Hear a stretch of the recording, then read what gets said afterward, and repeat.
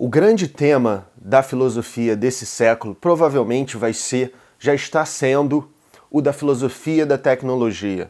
Filosofia da mente, a relação disso com a tecnologia, a questão em torno das inteligências artificiais, que vem se tornando cada vez mais relevantes. Quais são as fronteiras entre a inteligência humana e a inteligência artificial? Se é que existe uma diferença qualitativa. Isso é uma questão que eu conversei bastante com um amigo meu que escreveu um romance que fala sobre isso, chamado Maquinação, o Ronaldo, amigo meu do doutorado, que tem uma dissertação de mestrado sobre a questão da técnica em Heidegger, que já era um filósofo que, no começo do século XX, já alertava para os perigos da técnica, né, de como que a técnica pode nos alienar.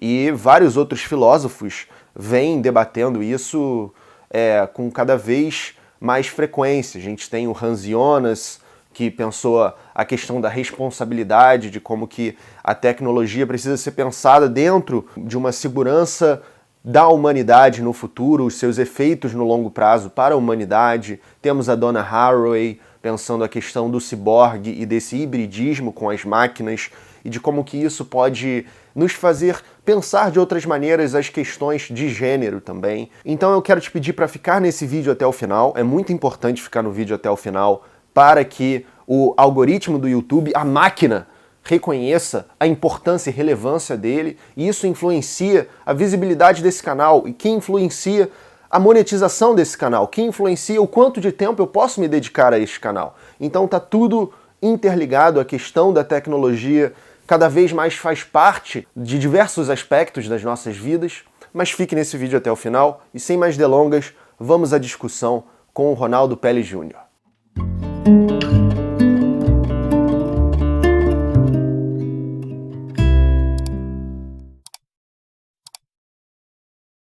A filosofia sempre vai ajudar a gente a pensar os caminhos para onde a civilização vai.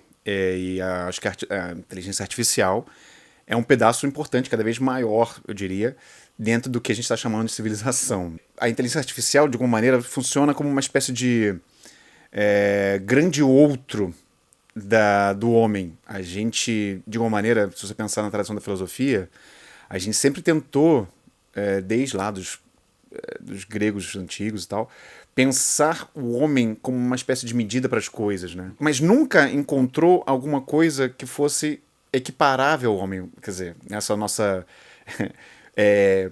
grande soberba humana acha que o homem, digamos, é melhor, maior do que todos os outros entes, quando na verdade isso é uma construção propriamente super enviesada. De alguma maneira, o homem viu agora alguma coisa pelo qual ele se vê menor. E aí isso ele se sente confrontado, amedrontado, e fica, de alguma maneira, pensando que... e agora? É uma grande pergunta. E essa pergunta do e agora, de alguma maneira, é o que sempre a filosofia se fez, né? O que eu acho que assim, tem reações que foram feitas ultimamente em relação à inteligência artificial são meio disfarces de outras intenções, né? Recentemente teve uma carta, né, por exemplo, de não sei quantos cientistas, e muitos deles ligados a companhias de tecnologia, o próprio Elon Musk assinou, e outros caras de grandes companhias, e eles pediram para meio que interromper o investimento em inteligência artificial, interromper as inteligências artificiais, e meio que o argumento meio parecendo com um filme, sei lá, Exterminador do Futuro, né? Como se apareceria a Skynet de uma hora para outra e depois o Terminator entraria na sua casa, e, enfim. Aparentemente isso tá meio forçado, né? Eles não tiveram nenhum tipo de reação dessa quando as redes sociais começaram a aparecer, pelo contrário, diziam que era a grande solução para as nossas comunidades virtuais, aldeias globais, uma coisa nesse sentido. Nem também fizeram nada, nenhum barulho quanto as criptomoedas começaram a aparecer. E agora, por algum acaso, porque eles não estão na frente da questão da inteligência artificial, eles querem parar. Então me parece um pouco meio tecnofóbico em relação a isso. Na verdade, eu cheguei à dissertação, ao tema, a partir de uma entrevista que o Heidegger deu antes da morte dele, e foi publicada somente depois da morte dele. Mas o que ele dizia sobre técnica nem era uma relação direta com a questão tecnológica como nós a conhecemos, e sim com a forma de a gente pensar a humanidade como uma espécie de estoque para a máquina no caso atualmente, capitalista funcionar. Assim, ele falava isso que aconteceria a mesma coisa, por exemplo, dentro de uma sociedade de cunho stalinista, em que todos os entes daquela sociedade eram apenas recurso para a máquina continuar funcionando. E ele falava que no capitalismo era a mesma coisa, recurso para a máquina continuar funcionando. E a máquina era o próprio sistema, a própria estrutura da coisa. E isso me deixou muito encucado, porque realmente, né, parece que é exatamente isso. E assim, o neoliberalismo é exatamente isso. A teoria do capital humano, por exemplo, é pensar cada pessoinha como uma pequena parafuso para dentro da estrutura capitalista, né? E eu falei, cara, eu tenho que depois da dissertação, eu já tinha uma ideia de um livro, eu falei, cara, eu tenho que desenvolver melhor essa ideia. E aí que veio maquinação. Que, aliás, o termo maquinação vem de uma tradução de uma palavra que o Heidegger usa, antes dele começar a falar sobre técnica mesmo, que, enfim, lá em alemão ele usa duas palavras, né? Que ele tenta primeiro, ele fala de Gestell, que é a ideia lá da técnica, a essência da técnica moderna, como ele diz, e depois ele vai falar da técnica antiga, que ele vai falar de techné ou de poieses e tal.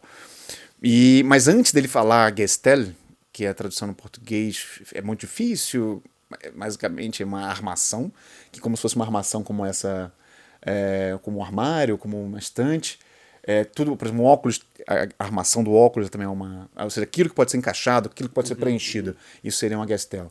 E ele diz que isso é a essência da técnica moderna, ou seja, tudo aquilo que pode ser preenchido, alguma coisa que pode, você é apenas o que preenche essa estrutura já feita.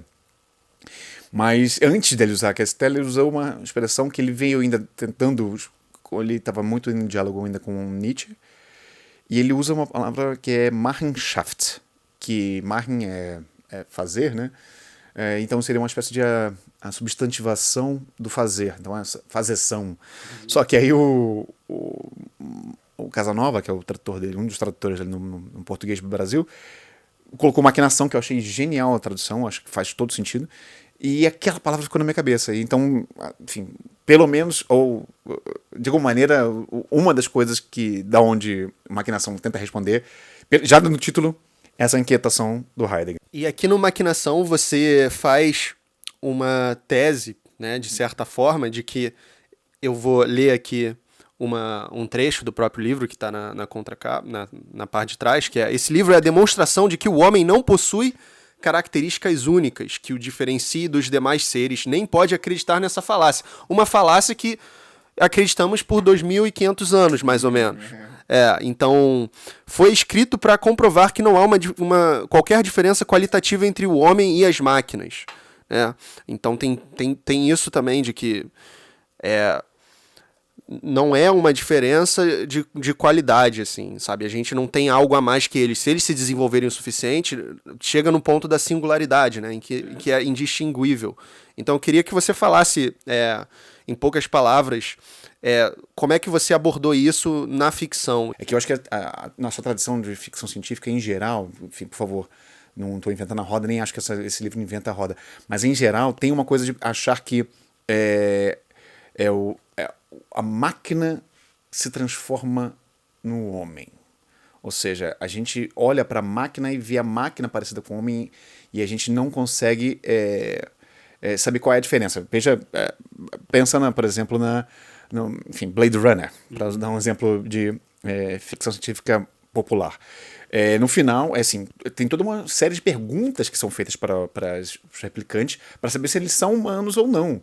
Ou seja, a grande dúvida do humano era se eles são diferentes.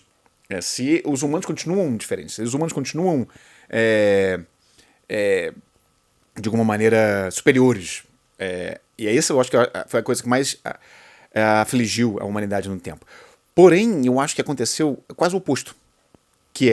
Eu acho que a humanidade se aproximou de um ideal que a gente associa normalmente ao maquinal. Ou seja, se a humanidade tem um procedimento, digamos, mais caótico de pensar, ou na tradição seria menos binário, e eu já dei a resposta, na verdade agora eles estão tentando, todas as respostas meio que ficaram binárias. Esses computadores que nós temos hoje em dia são binários, né? Eles trabalham com 0 e 1, então se não for 0 é 1, e é isso.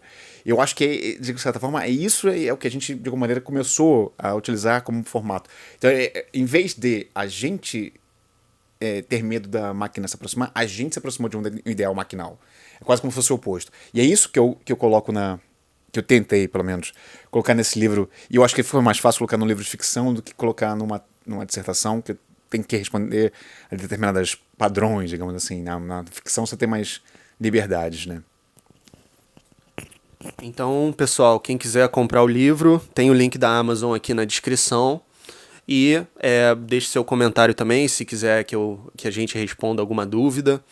Nesse livro, a gente acompanha 4 jovens num futuro distópico, em um tempo não tão distante assim, onde o Rio de Janeiro, no caso, mas parece que todo mundo, né, vive uma espécie de grandes segregações, de uma simbiose com implantes, maquinários, e o problema do fascismo ele se estabelece de uma maneira quase que incontornável. E aí a gente acompanha 4 jovens amigos tentando viver em meio a esse contexto, né? E fazer a mudança que for possível. Deixa a sua curtida e a gente se vê no próximo vídeo.